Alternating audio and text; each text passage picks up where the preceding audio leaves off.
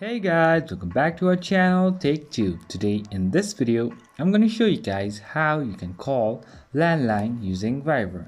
So I'll be teaching you guys a very easy step. So just follow me guys, and don't worry, we'll be having a lot of direction from it. So firstly, what you need to do is just go to your Viber, and now here you'll have option to chat or even call and anything like that. So as you want to call, just go to calls and then just go to this keypad.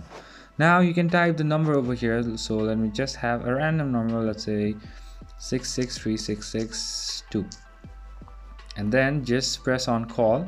So just add the let's say the country code, or let's say the place code, and just call it from here. So that's pretty much guys, that's how you do it.